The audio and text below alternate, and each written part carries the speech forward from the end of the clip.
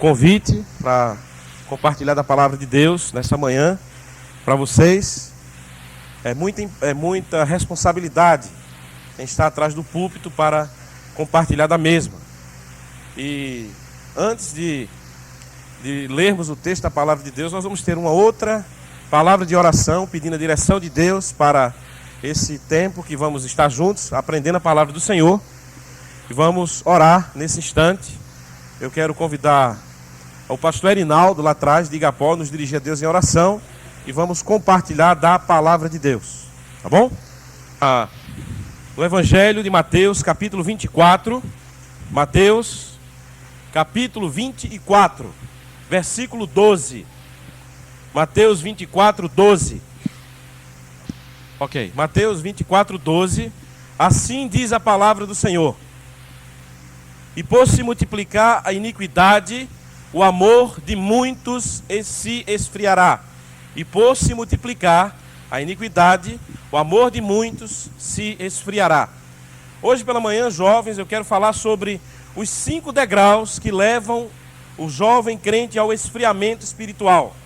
São 5 degraus, e se você descer estes 5 degraus, você vai esfriar espiritualmente. Aqui a palavra de Deus diz que um dos destaques dos dias finais é o esfriamento espiritual, ou a multiplicação do pecado, e aí o amor de muitos crentes ele vai esfriar, este amor vai ser esfriado. Então o esfriamento espiritual tem sido uma marca indelével na igreja do Senhor Jesus Cristo nos últimos dias. Indelével é que não pode se apagar, que não se dissipa, que é indestrutível. E neste caso, esfriar vem do verbo arrefecer. Essa palavra arrefecer quer dizer tornar-se frio ou perder o calor. Ou seja, é como você toma um café quente, você vai tomando e vai esfriando aquele café ao ponto que você vai conseguindo engolir. E o esfriamento espiritual na vida de um crente, ele não vem assim de uma hora para outra, ele vai devagar, ele vai descendo os degraus que já nós vamos compartilhar com vocês, e ele vai começando e vai se arrefecendo, ou seja, esfriando cada vez mais espiritualmente. E o que me dá esperança, jovens, é que este esfriamento espiritual não é uma marca presente na vida de todos, ou na vida de muitos, né? Aliás, na vida de todos, mas de muitos na igreja. Não chega a esfriar todos. Deus vai levantar o remanescente fiel, aqueles que vão ficar sempre fiéis ao Senhor. E devemos cuidar para que estes muitos que estão frios não se tornem a maioria ou até a totalidade na igreja. Graças ao nosso Deus, é possível fazermos um diagnóstico prévio antes que você ou eu esfriemos espiritualmente. E este diagnóstico, que é um diagnóstico é um conhecimento, uma determinação de uma doença, ou um sintoma, que é visto e porém assim tratado. E nós vamos ver os diagnósticos, ou estes degraus que vão ser descidos, ou quem sabe você já desceu alguns deles, ou pelo menos um deles. O próximo degrau vai ser rápido você descê-lo.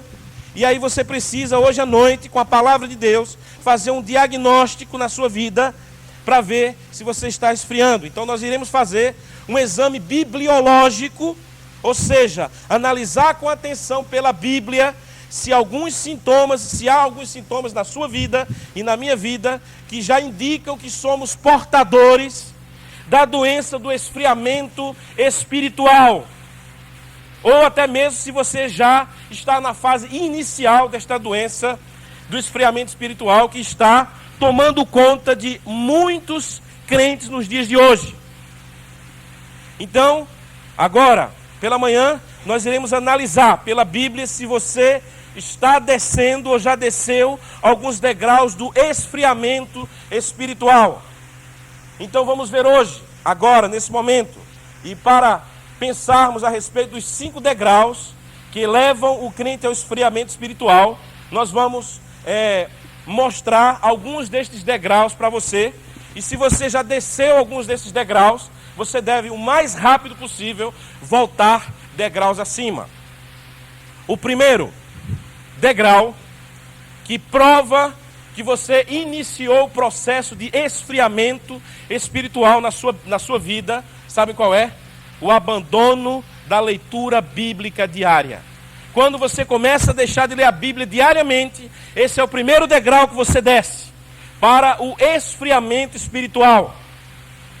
E o crente, ele não deve abandonar a leitura da Bíblia, porque ela nos fará prosperar espiritualmente, nos conduzirá a andar com prudência. Josué 1,8 diz: não se aparte da tua boca o livro desta lei, antes medita nela de dia e de noite, para que tenhas cuidado de fazer conforme tudo quanto nela está escrito, porque então farás prosperar o teu caminho, e então prudentemente te conduzirás. Jovens, vocês precisam se conduzir ou andar com prudência. Você precisa andar de maneira que agrada a Deus. E o primeiro degrau você não pode descer, que é o degrau de deixar ou abandonar a leitura da palavra de Deus. Medita nela de dia e de noite. Lembram do Salmo 119, 9? Como poderá o jovem manter puro o seu caminho? É uma pergunta retórica, e o salmista mesmo responde como guardará o jovem puro o seu caminho? O que é que diz o resto do versículo? Observando conforme a sua palavra. Pois bem, o crente, ele não deve abandonar a leitura da Bíblia, em segundo lugar, porque ela é um escudo para a sua vida.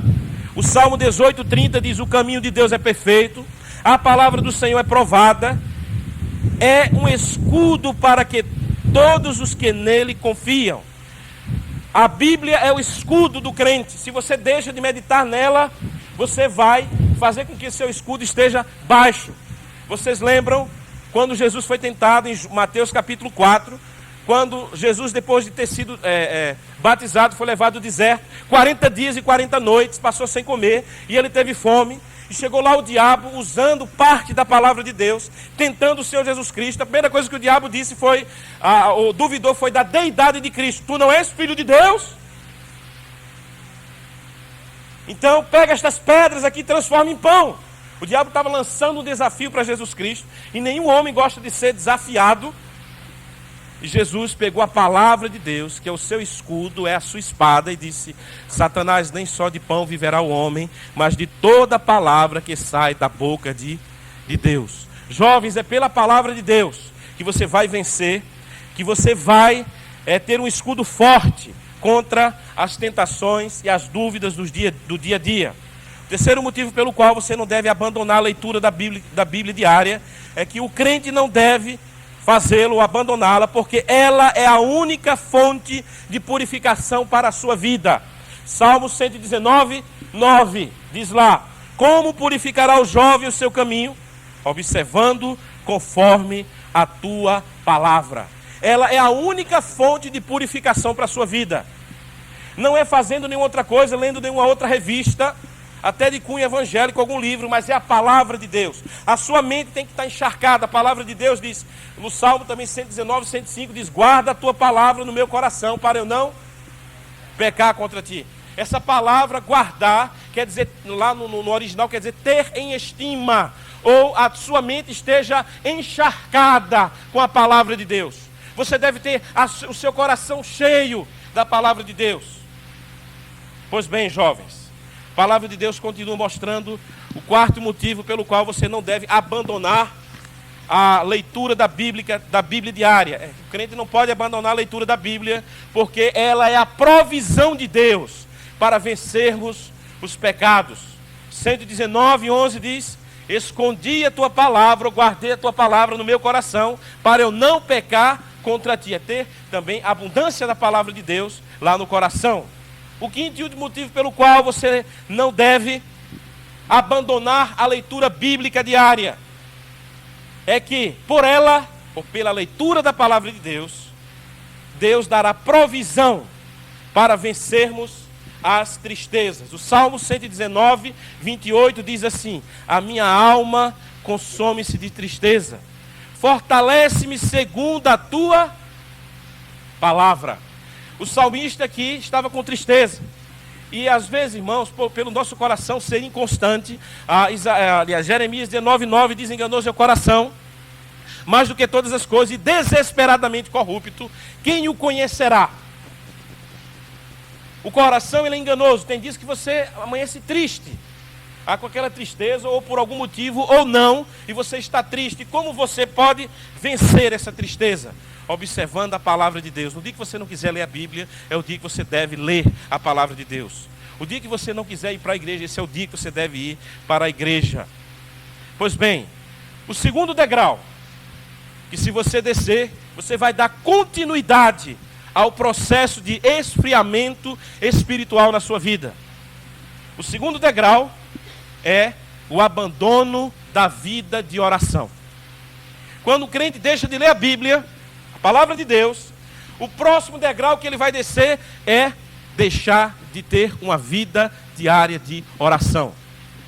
A palavra de Deus mostra a importância da oração. É pela oração que o crente não entra em tentação. Mateus 26, 41, Jesus disse: vigiai e orai, para que não entreis em tentação. Na verdade o espírito está pronto, mas a carne é fraca. O espírito está pronto, mas a carne é fraca. Vigiai e orai. Você tem que ter tempo com oração, gastar tempo em oração. Algumas pessoas já têm falado que a igreja caminha mais rápido de joelhos. Também jovens, é pela oração que o crente não dará lugar ao diabo para atuar em sua vida. 1 Pedro 5,8 diz: sede sóbrios, e o que mais? Vigiai. O diabo, vosso adversário, anda em derredor, bramando como leão, buscando a quem possa tragar. Vigiai e orai. Paulo, lá em Efésios capítulo 4, versículo 27, ele diz: não deis lugar ao diabo. Essa palavra lugar é a palavra topos, é a mesma palavra de lugar geográfico, mas pode ser traduzida também como da autorização. Seria melhor traduzida assim: não deis autorização ao diabo para gerenciar a sua vida. Depois que você aceitou Cristo como Salvador, o diabo não vai mais te possuir, ele não vai mais ter nenhum poder de gerenciar a sua vida, a não ser que você dê lugar ao diabo. E nós começamos a dar lugar ao diabo quando andamos em pecado. E quando o pecado começa a ser o gerenciador da sua vida. Não deis lugar ao diabo. E é pela oração que você vai vencer. Vigiando e orando é que você vai vencer, aqui jovens, a ação do diabo, porque ele é o Deus deste século. A palavra de Deus diz, lá em 1 João 5,19, diz: e sabemos que somos de Deus e que o mundo todo jaz no maligno, está enraizado, arraigado no diabo. O diabo é quem toma conta deste mundo. E tem muitos de vocês amando o mundo. Muitos amando o mundo. Você não pode ficar comendo na mesa de Deus e na mesa do diabo. Tem uma mensagem que fala comer na mesa de Deus e na mesa do diabo, baseado na 1 Coríntios 10, 21. E tem muitos crentes que dão uma beliscadinha na mesa de Deus e depois eles correm e vão lá para a mesa do diabo. Na quarta-feira ele vai lá para o culto de oração e vai lá para comer na mesa de Deus. E depois ele vai lá fora do mundo e come na mesa do diabo. E vai lá no sábado do mesmo jeito na mesa de Deus e na mesa do diabo, querendo servir a dois senhores. Sabe quantas vezes, jovens, você vai estar agradando o Senhor? Nenhuma vez. Ontem o pastor falou de dar as migalhas para Deus. Tem muita gente que dá as migalhas para Deus. É a migalha do tempo, a migalha do dinheiro, a migalha da vida, não é? Não deixa eu gozar a vida. E talvez muitos de vocês estão aí comendo na mesa de Deus e na mesa do diabo. A palavra de Deus diz que nós não podemos servir a dois senhores. E você precisa definir a quem você vai servir: ou ao Deus ou ao diabo. Olha, jovens, Deus, Ele é o Deus das primazias. Primazia das primeiras coisas. Deus quer tudo de primeiro da sua vida. Deus quer ser o primeiro no seu tempo. Deus quer ser o primeiro no seu sentimento. Qual foi a motivação que você veio para o acampamento? Talvez alguns vieram para o acampamento para a motivação de arrumar uma namorada ou um namorado. Motivação errada. Se for a primeira motivação, erradíssima. Qual foi a sua motivação? É de aprender a palavra de Deus? Você não pode comer na mesa de Deus e na mesa do diabo. Você precisa decidir. Ou serve a Deus de todo o coração, ou vai servir o diabo de todo o coração. Hoje a igreja de Deus está muito fria. Sabe por quê? Porque os crentes têm dividido o senhorio do seu coração. Espero que não seja o seu caso. Desculpa se eu estou sendo duro, mas preciso dizer isso por amor a vocês. Os pastores são os atalaias de Deus, que estão avisando que o perigo vem. E o diabo tem interesse muito grande na vida de vocês. A palavra de Deus diz: lembra-te do teu Criador nos dias da tua mocidade, antes que venham os dias maus. Deus tem interesse na sua vida, jovem. Ele quer pegar você já na tenra idade e usar você para o resto da tua vida. E o diabo também quer pegar você, e como ele tem tomado conta de muitos jovens, inclusive dentro da igreja, tendo atitudes erradas, querendo servir a dois senhores. E eles têm abandonado a vida de oração, porque tem dado lugar ao diabo. Também, jovens, é pela oração que o crente conseguirá ter uma vida de bom testemunho. Vou falar em bom testemunho, deixa-me ler o versículo, depois eu quero questionar você. Hebreus 13:18 diz: orai por nós, porque confiamos que temos boa consciência, como aqueles que em tudo querem portar-se honestamente. Bom testemunho, portar-se honestamente. Você tem se portado, portar quer dizer se comportado, andado, agido. Tem tido um bom testemunho? Você tem sido uma bênção, um bom testemunho? A sua vida tem atraído os descrentes? Ou você é mais um que é somado na grande multidão dos chamados evangélicos? Eu particularmente tenho abominado esse nome evangélico, porque todo mundo é evangélico hoje. Testemunho de Jeová é evangélico, a Universal do Outro Reino é evangélico, os mormons estão sendo chamados de evangélicos, testemunhas, os adventistas são chamados de evangélicos, os carismáticos agora estão chamados de evangélicos, a paz e a graça passam por... Todos têm sido chamados de evangélicos. E nem isso consta na minha Bíblia, nem na sua Bíblia o nome evangélico. Quando Paulo falava, como o pastor falou ontem, aos santos que estão lá em tal igreja, aos crentes, aos eleitos, porque eles eram separados do mundo para Deus. Você está sendo separado do mundo para Deus? A sua vida tem feito diferença lá fora? As pessoas podem olhar Cristo na sua vida? Os descrentes podem olhar e ver e dizer: que jovem diferente. Ele é jovem, ele é da minha idade, mas ele não faz o que eu faço. Eles podem ver a diferença na sua vida, jovem. Ou você é mais um igual, contado no meio dos tantos jovens chamados evangélicos. Outro dia eu estava lá na cidade, tem uns 5 anos atrás, na cidade aqui onde eu sou pastor, lá em Parnamirim. Ia passando a marcha para Cristo. Jesus não precisa de marcha. Jesus precisa de coração quebrantado, que anda com Deus, que tem um bom testemunho, que atrai os lá de fora. E iam passando lá com as bandeiras: nós declaramos que Parnamirim é de Jesus. Está do mesmo jeito, morrendo, matando gente, a maconha rolando no centro, jovem com 13, 14 anos, grávidas, gente matando, roubando, os incrédulos indo para o inferno, e Parnamirim ainda não é de Cristo. É fácil dizer: Parnamirim é de Cristo. Cristo coisa nenhuma. Se os crentes não pregarem, não tiverem bom testemunho, Parnamirim não vai ser de Cristo. E passou ali aquele grupo na frente da igreja, e eu estava no escritório e saí um pouco fora. Quando eles iam passando, eu me escondi, porque eu tive vergonha naquela hora de ser identificado como evangélico. Eu não sou evangélico, eu sou crente em Jesus Cristo. Quando alguém me pergunta: o senhor é evangélico? Eu sou crente. E sabe o que eles dizem? Ah, o senhor é crente. Você sabe que já está fazendo a diferença ser chamado crente para evangélico? Porque até o mundo está olhando que evangélico são iguais a eles, e o crente é diferente. E eu me escondi.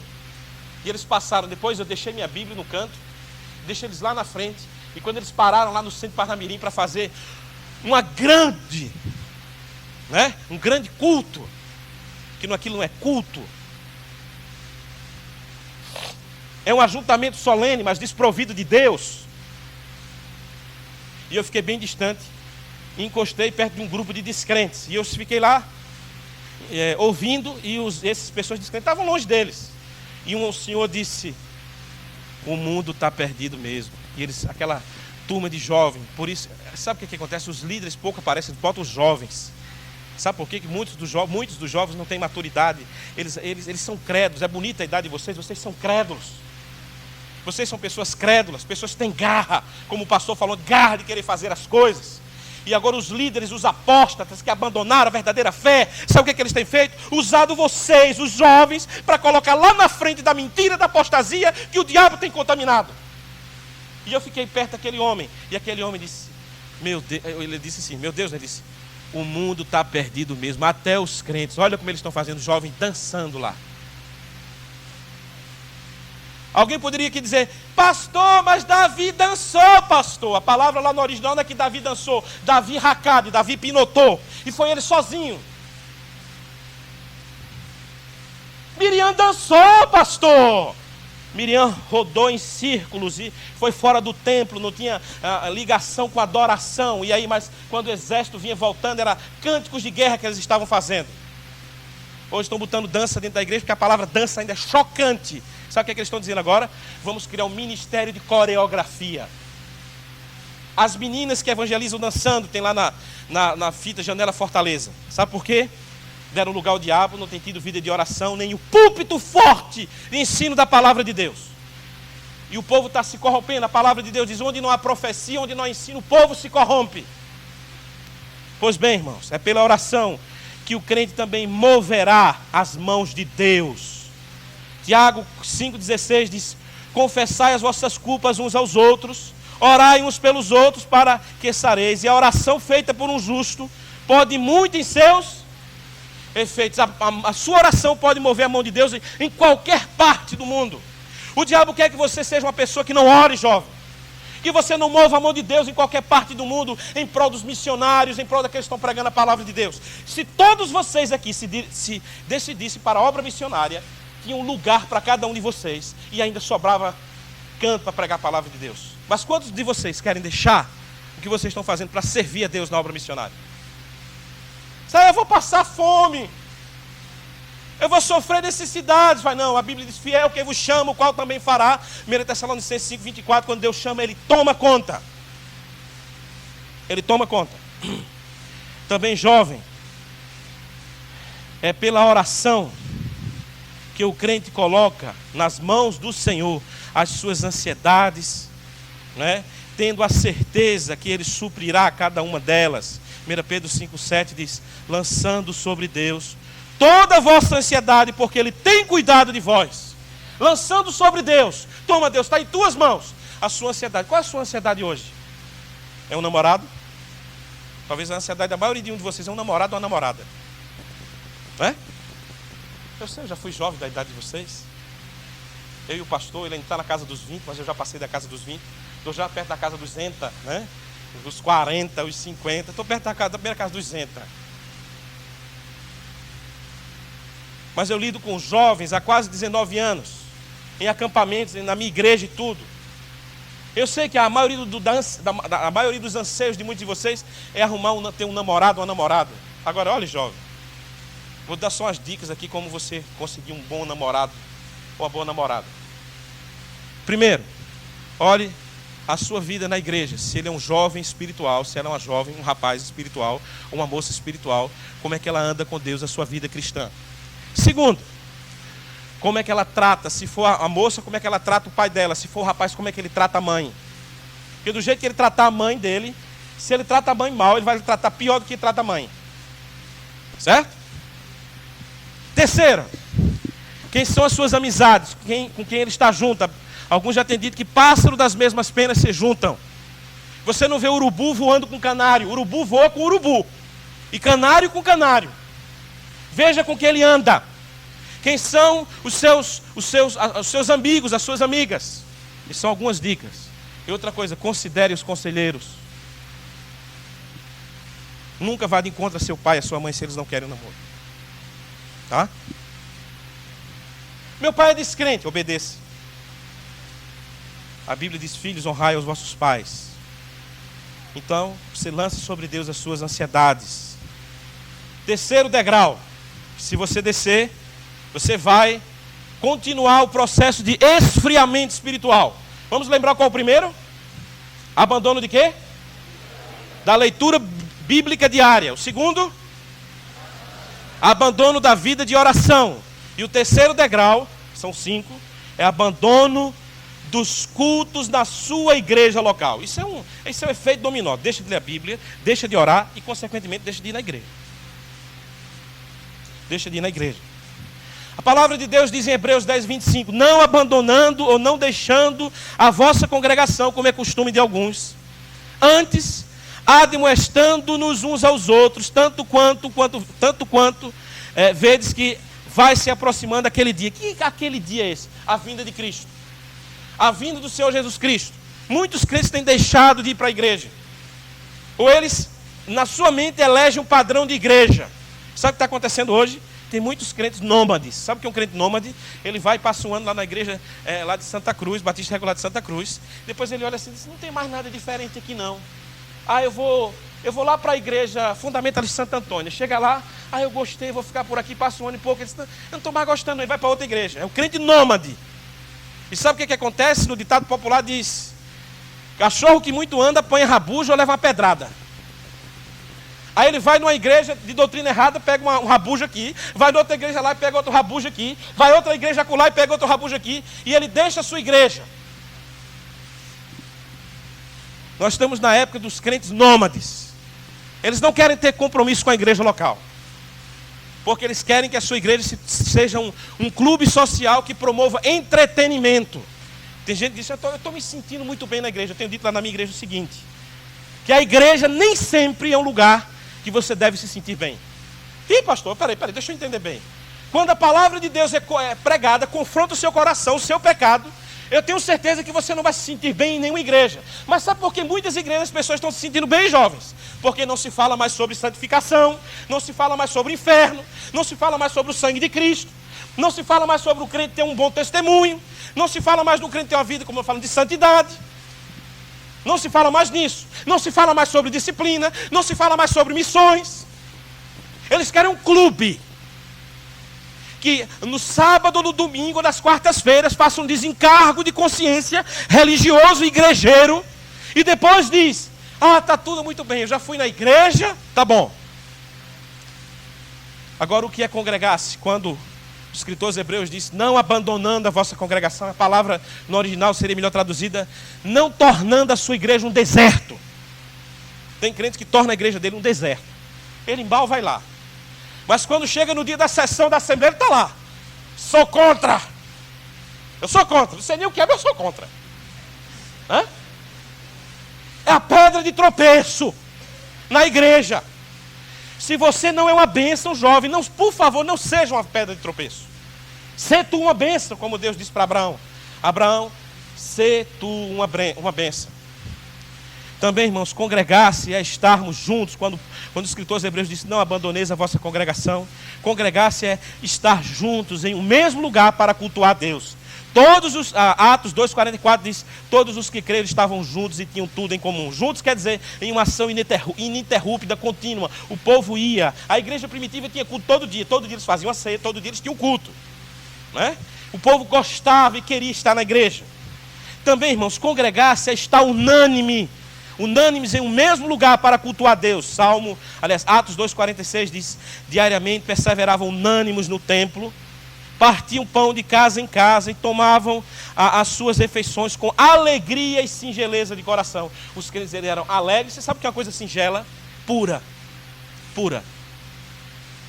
Eles vinham para a igreja, os crentes tinham pureza de coração, não tinham malícia. Não eram criadores de contenda dentro da igreja. Não é aqueles que elegiam um para gostar e o outro para não gostar. Um para suportar e o outro para não suportar. Nada disso.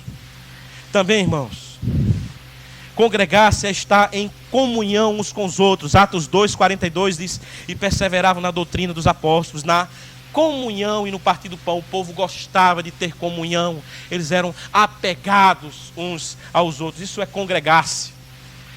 Irmãos, congregar é estar juntos. É estarmos juntos para que haja na igreja. 4, quando nós nos congregamos, tem que haver 4 ações dentro da igreja. Está em Colossenses 3,16. Abra sua Bíblia em Colossenses capítulo 3, versículo 16. Colossenses 3,16. Abram lá. Diz: habite ricamente em vós, deixa a sua Bíblia aberta, a palavra de Cristo, instruí-vos e aconselhai-vos mutuamente em toda sabedoria, e louvando a Deus com salmos, hinos e cantos espirituais, com gratidão em vosso coração. Aqui tem quatro ingredientes que devem ser contidos, ou que devem estar contidos dentro do congregar-se. Congregar-se é juntar a igreja, ou estar unidos para cultuar. O primeiro ingrediente que tem que estar presente no congregar-se, sabe qual é, irmãos? O primeiro, senão não é cultuar a Deus, não é congregar-se, como o escritor aos Hebreus diz aqui, não abandonando a vossa congregação. O primeiro ingrediente que deve ter dentro, quando nós nos congregamos aqui, sabe qual é? Primeiro, rico ensino da palavra de Deus. Olha aí o versículo 16 da parte A diz: habite ricamente em vós a palavra de Cristo. Rico ensino da palavra de Deus.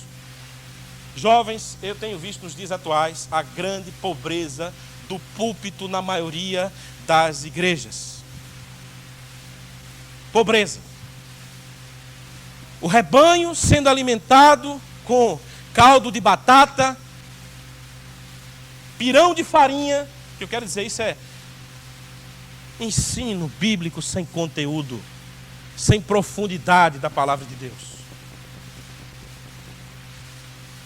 As ovelhas estão atrás da pregação e da teologia fast food, comida rápida em inglês. As pessoas querem comer rápido, ficam olhando logo para o relógio. Se o pastor pregar mais do que 30 minutos, eles ficam agoniados no banco e dizem: puxa vida, demorou demais. O povo não quer dedicar e gastar tempo com o aprendizado da palavra de Deus. Segundo ingrediente.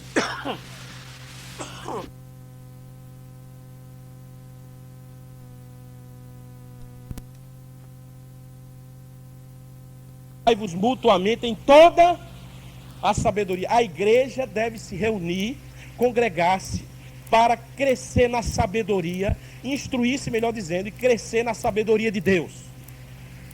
Não há espaço para a igreja ou dentro do congregar-se para o culto show, o culto do entretenimento. Não há lugar. A igreja tem que ter rico ensino da palavra de Deus. E ela deve congregar-se para instruir-se na sabedoria de Deus. Eu tenho uma inveja, não porque eu admiro os testemunhos de Jeová.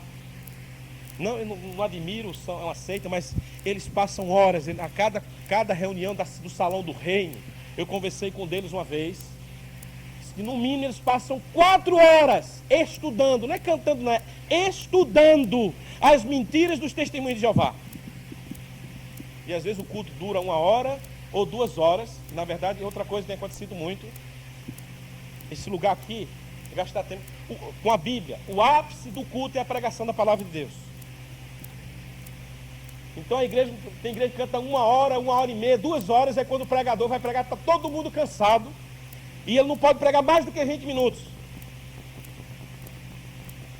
Nós temos feito uma coisa na igreja. No mínimo eles sabem que eu ensino 1 hora. À noite prego 45 minutos, talvez até 1 hora. A igreja tem que se instruir em sabedoria. E se alguns não gostam, porque o que eu tenho dito lá, para alguns, se você não está gostando do ensino e disciplina bíblica dentro da igreja, tratando pecado e tudo, você faz o seguinte: Parnamirim tem igreja para todo tipo de gosto de gente, você procura outra igreja. Você faz isso. Ou se a maioria não está gostando, pede para o pastor sair também. Pastor, bye bye, procura outro ministério, tchau. A igreja também tem a sua autonomia.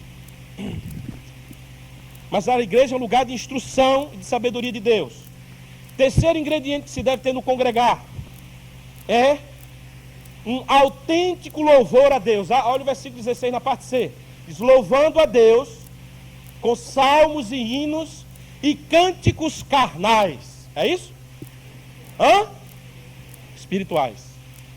Eu tenho ouvido em muitas igrejas, tenho ouvido pregar em alguns lugares, igrejas, quando chega, a primeira coisa que eu gosto de olhar é o livro de canto da igreja. Quando tem livro de canto? Eu tenho ouvido e visto letras de hinos pobres, paupérrimas, com a música maquiada, que eu digo a música maquiada é a música que dá mais atenção à melodia, à harmonia, o ritmo, e a letra fica lá embaixo. Como tem letras de hinos aí que o pronome de tratamento com Jesus é você. Você, Jesus. Me mostra um lugar da Bíblia, nos Salmos, que Jesus ou Deus foi tratado como você. Isso é irreverência, falta de respeito para com Deus. Mas a Bíblia ela trata nos Salmos, diz, o Senhor, o Todo-Poderoso, o Deus de Israel, o El Shaddai. Mas não você. Tem um hino, não sei, nós temos uma cantora aí. Olha, eu preciso citar nomes. Paulo citou nomes. Uma vez uma irmã lá em João Pessoa, quando eu pastoreava na igreja de João Pessoa, uma irmã chegou para mim e disse, pastor, o senhor é antiético. Eu disse, por que, irmã? Porque o senhor fica dizendo o nome de pessoas. Isso é verdade, então Paulo era antiético. Paulo falou sobre Alexandre o Latoeiro, falou sobre Hermineu e Fileto. Ele citou nomes de pessoas, porque aquelas pessoas estavam dentro da igreja, estavam levando a igreja a apostatar. E tem um dos hinos aí, né, que fala assim, quando bati de frente contigo, Jesus. Você sabe de quem é? Melissa, né? Todo mundo, vocês já sabem. Alguns de vocês, algum tempo atrás, escutavam Catedral. Você sabe o que a Catedral está fazendo hoje? Sabe, né? Você sabe o que um deles chegou a dizer sobre a definição, ou que a visão que ele tinha da igreja hoje, qual era? Eu tenho na internet que ele disse. Que a igreja, eu não posso dizer a palavra torpe, que a igreja era um esterco, mas esterco é aquela palavra baixa para esterco. Agora quem é esterco é ele. Ele é um esterco. Porque se refere à igreja de Deus dessa maneira. Ele é a escória do mundo. Ele é o esgoto, está lá tocando música de rock. Eu já ouvi agora tocando rock, queriam substituir um grupo de rock aí do mundo, estavam gravando, parece que não deu dinheiro, estão voltando, querendo voltar agora para o meio evangélico. E talvez muitos de vocês vão voltar a aplaudir de novo um grupo que chamou a igreja de esterco. Mas em 1986, eu tenho uma fita do pastor Emílio lá em casa, eles foram fazer um concerto de rock lá em Vitória da Conquista, na Bahia. Enquanto eles estavam cantando o lixo deles lá, não tem letra, não tem nada, estavam os jovens se defraudando nos cantos das paredes, no escuro, sabe o que é se defraudar? Estavam lá no maior sarro. Corpos que foram comprados pelo sangue de Cristo. Jovens que foram lavados pelo sangue de Cristo, que Jesus derramou sangue lá na cruz do Calvário. Muitos estavam se defraudando, afastados de Deus, à mercê de uma letra e de uma música pobre, porque estavam comendo da mesa de Deus e da mesa do diabo. Então não seja Neste, não seja Maria e vai com as outras, porque todo mundo está fazendo, você vai fazer também? Se todo mundo pegar um urinol, botar na cabeça, botar uma pita, apitando, você vai fazer a mesma coisa? Porque todos estão fazendo, e você está no meio dos evangélicos hoje. Olha, você diz, pastor, a igreja lá de fulano está cheia de gente, pastor. A nossa igreja é desse tamanho aqui. Por que nós não fazemos a mesma coisa? Vamos inovar a igreja. Eu tenho uma mensagem, preguei na igreja, lá na nossa igreja, voltando aos ensinamentos do passado. Atos 2, de 42 a 47. A igreja te viu o quê? Perseverava na doutrina dos apóstolos, tem que ter doutrina, na oração, na comunhão, no partir do pão. E diz que cada alma havia temor. E sabe o que acontecia? Deus ia acrescentando os que iam sendo salvos na igreja. Quarto degrau, que leva um crente a ir ou continuar o processo de esfriamento. Vamos lembrar qual foi o primeiro? Qual? Abandono da leitura da palavra de Deus. Segundo, abandono da vida diária de oração. Terceiro, abandono da igreja local. E o quarto, o abandono de uma vida espiritual vibrante com Deus e início de uma vida de desânimo. Presta atenção. O abandono de uma vida espiritual vibrante com Deus e início de uma vida de desânimo. Ele começa a iniciar, ver cada vez mais ele vem esfriando. Abandona a leitura da Bíblia, abandona a vida de oração, abandona a sua igreja local e ele começa a desanimar e esfriar cada vez mais. Aí fica vivendo do passado, diz, poxa, quando eu me converti, aquele primeiro amor, fica vivendo do passado. Você pode voltar ao primeiro amor. Você pode voltar à garra. Você pode voltar a amar as almas perdidas. Você pode voltar a vir na igreja amando e fazendo as coisas de Deus. Você pode. Volta degrau acima. Então, abandono de uma vida espiritual vibrante com Deus e início de uma vida de desânimo. Irmãos, uma pessoa que está nesse processo, ela não desfruta.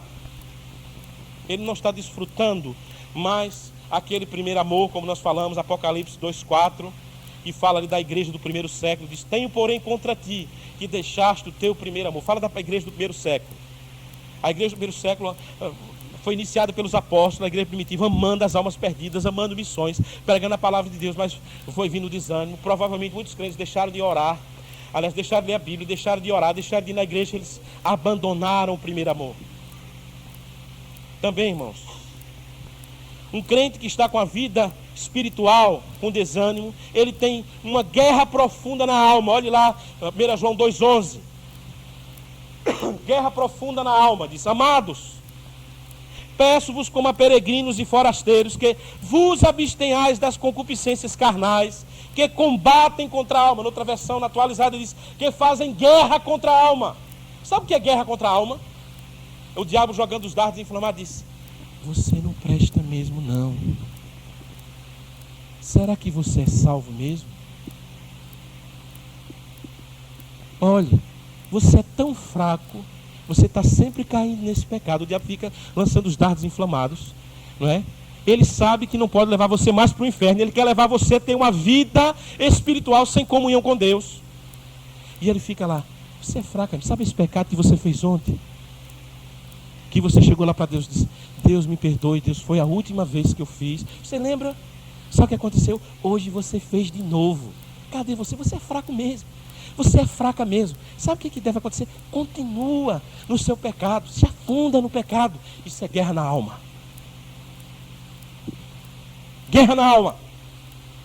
Talvez muitos de vocês ainda estão, ou já passaram por guerra na alma, ou estão hoje com guerra na alma, querendo servir a dois senhores, comendo na mesa de Deus e comendo na mesa do diabo. Guerra na alma. Também, irmãos, uma pessoa que abandonou a vida espiritual vibrante com Deus, está numa vida de desânimo, ele não consegue entender que a tristeza que ele está passando é gerada por Deus, visando o seu arrependimento. Querem base bíblica? Um crente, ele às vezes entra num processo de pecado e ele começa, Deus diz: eu vou te dar tristeza, e ele fica com aquela tristeza, aquela perda da alegria espiritual. É porque Deus visa alcançar um alvo na sua vida. Sabe qual o alvo que Deus quer alcançar na tua vida? O arrependimento. Olha lá a base bíblica, 2 Coríntios 7,10 diz: porque a tristeza, segundo Deus, opera arrependimento. 2 Coríntios 7,10.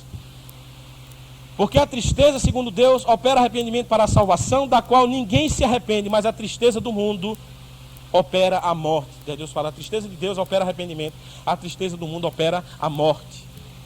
E o mundo dá muitas alegrias, entre aspas, muitas alegrias. O mundo das alegrias da carne. É gostoso se prostituir carnalmente? É.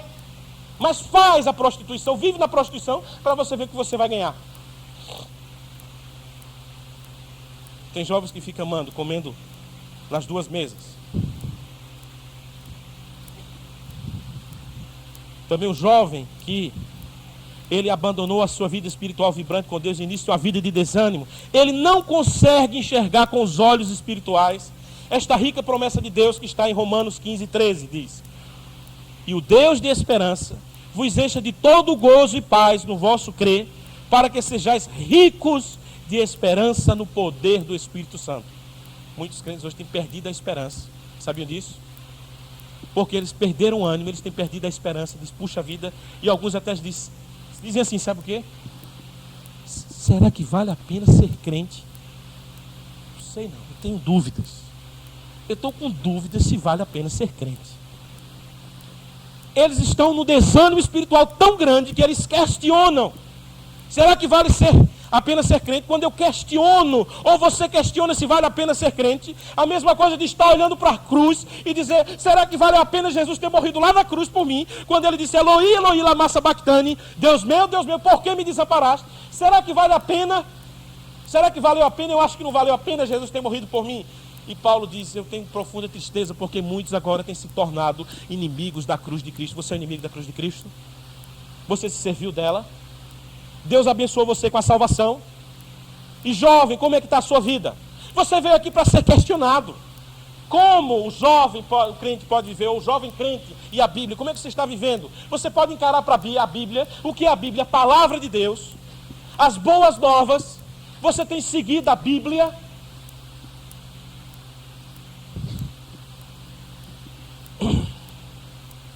quinto e último degrau? Vamos relembrar os 4 que nós falamos. Primeiro degrau, que leva ao esfriamento espiritual, qual é? Abandono da palavra de Deus. Segundo, abandono da vida de oração. Terceiro, quarto, não, aí eu não entendi, parecia mais a feira de Santa Cruz, né? Vamos lá. Quarto é abandono, né, da vida espiritual vibrante e o início de uma vida espiritual de desânimo. E a quinta e última, ou quinto e último degrau que um crente pode descer. E assim, como diz, o juiz bateu o martelo, ou no leilão diz, tá vendido, né? Ou bateu o martelo da o último degrau. Sabe qual é, irmãos? O abandono da vida de santidade e apego ao pecado. Abandonou a vida de santidade, o abandono da vida de santidade e o apego ao pecado. Ontem o pastor falou sobre santidade. Ser santo quer dizer separado do mundo para Deus. Vocês são propriedade exclusiva de Deus. Deus pagou um preço. Qual foi o preço que Deus pagou para te libertar do pecado? Qual foi? O sangue.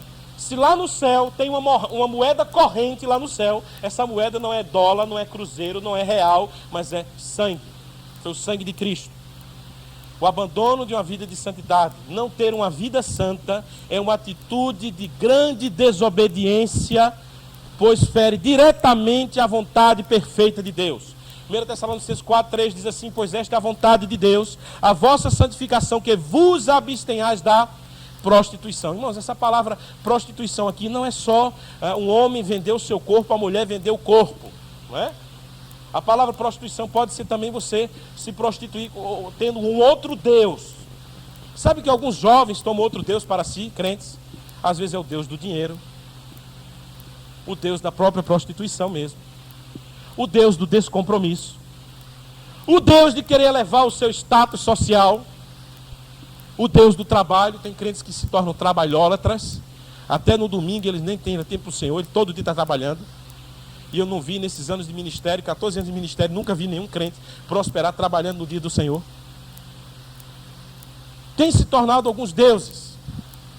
E a prostituição, e a palavra de Deus mostra aqui, é a vontade de Deus. Essa palavra vontade, quer dizer que é do íntimo do coração de Deus. É uma vontade contínua, é um desejo contínuo que Deus tem no seu coração.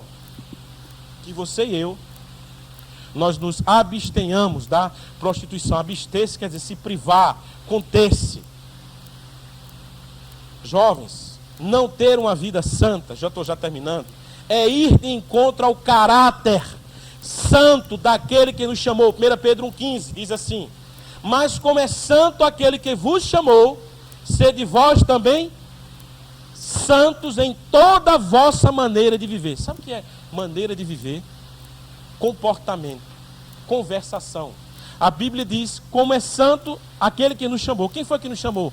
Paulo diz que o Senhor Jesus, ou aliás, que Deus, através de Jesus, em Colossenses diz, nos tirou do reino das trevas e nos colocou onde? No reino da luz, ou no reino do Filho do seu amor, que está na terra representada pela igreja. Então você foi tirado do reino das trevas e colocado no reino da luz, do domínio de Satanás. Então ele nos chamou, aquele que nos chamou, Deus lhe chamou. Deus te chamou para a salvação, não porque olhou para você e disse, tem um negócio bonzinho na vida de fulano, tem uma coisa que eu gostei na vida dele, então eu vou salvá-lo. Quando Deus olhou para todos os homens, Paulo disse que ele olhou para nós e disse, não há justo nenhum sequer. Todos nós somos diante de Deus como trapos de imundícia. Sabe o que é um trapo de imundícia? É aquele algodão, aquele pano que tira o pus da ferida que está saindo, que está purulenta. Ou do caroço. É a nossa condição espiritual diante de Deus. E Ele nos chamou para sermos santos em toda a vossa maneira de viver. Na sua palavra, no modo de falar. Paulo diz em Efésios 4:29, não sai da vossa boca nenhuma palavra torpe, a não ser que produza edificação para os que ouvem e transmita graça. Você é uma pessoa agradável, que você conversa com os outros, as pessoas gostam de ter a sua companhia. Ou você é aquela pessoa que está sempre falando coisas que não edificam? Também jovens, motivos pelos quais nós devemos ter uma vida santa. Por quê? Primeiro, porque é da vontade daquele que nos chamou. Pois é a vossa vontade, diz assim, pois esta é a vontade de Deus, a vossa santificação. É da vontade de Deus. Não é vontade do pastor, mas é da vontade de Deus. Isso você deve considerar. Segundo lugar, porque somos dele. Você deve ter uma vida santa, porque somos de Cristo. 1 Coríntios 1,30 diz, mas vós sois dele em Cristo Jesus. 1 Coríntios 1,30. O qual se nos tornou da parte de Deus sabedoria e justiça, santificação e redenção. Somos dele, de Deus. Terceiro motivo pelo qual devemos ter uma vida santa é porque Deus não nos chamou para vivermos na imundícia, no pecado. Por isso, porque não nos chamou, Tiago 4,7, porque não nos chamou Deus para a imundícia, mas para a santificação. Deus chamou você para ser santo. Você tem tido uma vida santa, jovem? Você, rapaz, os seus olhos são santos. A Bíblia diz que a candeia do corpo são os olhos. Se os teus olhos forem bons, todo o teu corpo será bom. Mateus fala sobre isso, 6,22. A palavra de Deus diz bem clara, lá em Provérbios, que os teus olhos olhem diretamente diante de ti. Ou você é um daquele que quando passa uma moça, você fica olhando para ela, olhando, e já... Os teus olhos são santos. Se passar na frente dos teus olhos, você não é cego, você vai ver. Mas evita o segundo olhar. Ter uma vida santa, a maneira de proceder. Quarto motivo pelo qual devemos ter uma vida santa é porque Deus nos libertou do pecado e nos transformou em servos. Os servos do Senhor produzem frutos para a santificação. Romanos 6,22 diz, agora, porém, libertados do pecado, salvos, ou libertados do pecado, transformados em servo de Deus. Você é um servo, uma serva, você não é senhor nem senhora, transformados em servos de Deus, tendes o vosso fruto para a santificação e, por fim, a vida eterna. O fruto da sua vida deve ser a santificação. Aquilo que o pastor falando ontem. Contínua a santificação posicional e a santificação na vida prática. Toma conta dos teus olhos, do teu pensamento. Filipenses 4,8 diz, no demais, irmãos, tudo que é justo, tudo que é puro, tudo que é honesto, tudo que é de boa fama, seja isso que ocupe os vossos corações. O diabo quer sequestrar a tua mente, jovem. Ele quer pegar o lixo do mundo, jogar na tua mente. Ele sabe que se ganhar a tua mente, que é o teu coração, ele vai ganhar toda a tua vida. Nós estamos vendo aí hoje a mídia a serviço do diabo. Eu já sei qual vai ser o fim da maioria daqueles que estão lá dentro do Big Brother.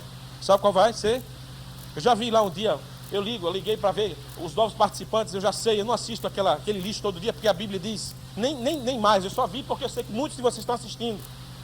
E eu assisto para ver, mostrar uma parte para o povo da igreja. Tem um fortão lá, um galego, aquele ali, eu já sei qual é o fim dele. Sabe qual vai ser o fim dele? Um promotor da prostituição, ele vai pousar para a revista gay.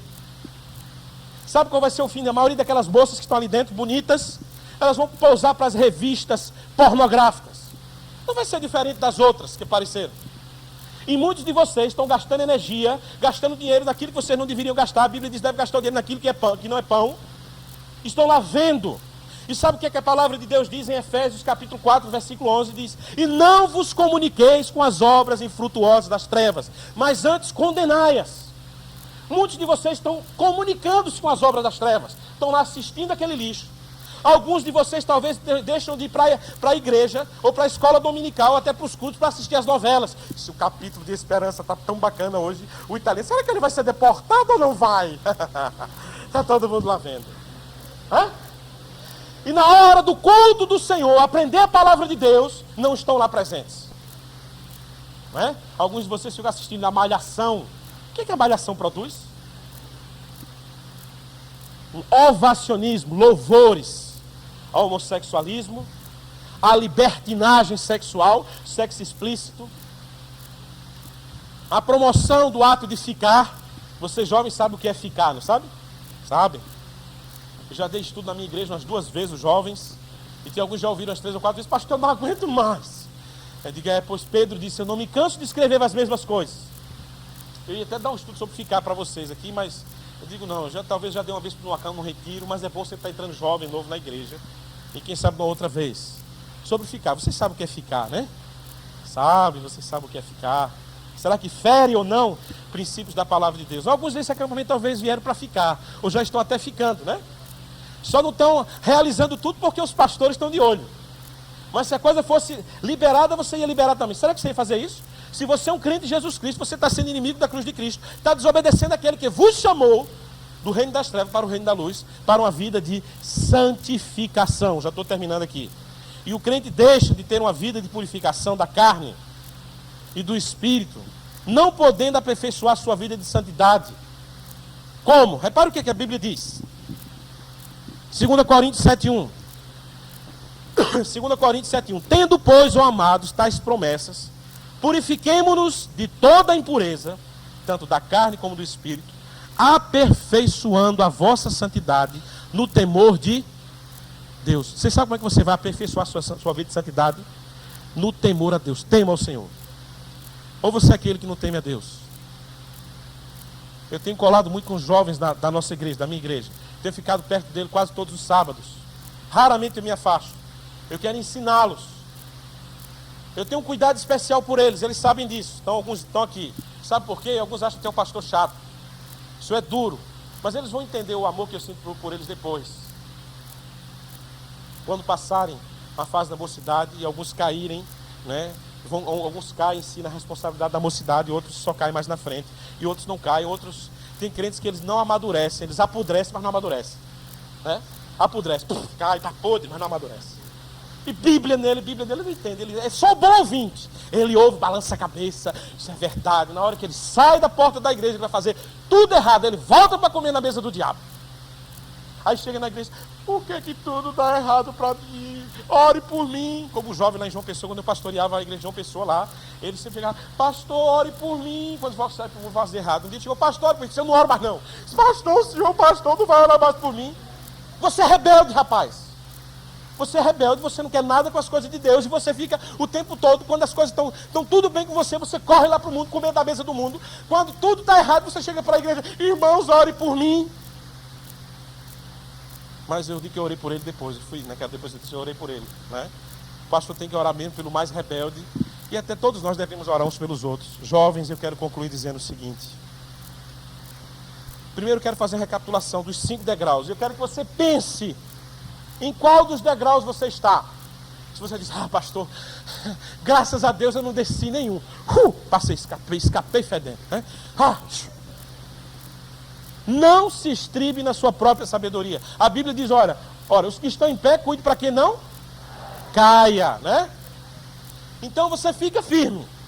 Deus, muito obrigado. Agora, se você já desceu algum desses degraus, se você já desceu o primeiro, sabe que logo, logo você vai descer o segundo. Se você já desceu o segundo, logo, logo você vai descer o terceiro. Se você já desceu o terceiro, logo, logo você vai descer o quarto. E aí por diante vai estar lá no quinto. Agora, Deus é misericordioso. Sabe qual é o antídoto de Deus? Eu às vezes digo lá na nossa igreja, Deus é o reparador das nossas besteiras. Nós pecamos e chegamos lá para Deus. O Senhor me perdoa, Deus, me perdoa. Está perdoado. Chega lá confessando, né? Então, 1 João 1,9 diz o quê? Se confessarmos os nossos pecados, Ele é fiel e justo para nos perdoar os pecados e nos purificar de toda a injustiça. Então chega diante dele, Deus, eu já desci o primeiro, ou o segundo, ou o terceiro degrau, Deus me ajuda, eu quero voltar degrau acima, eu fui comprado pelo teu sangue, Senhor Jesus, eu quero ser uma bênção, eu quero ser um servo teu, uma serva tua, e Deus vai pegar na tua mão.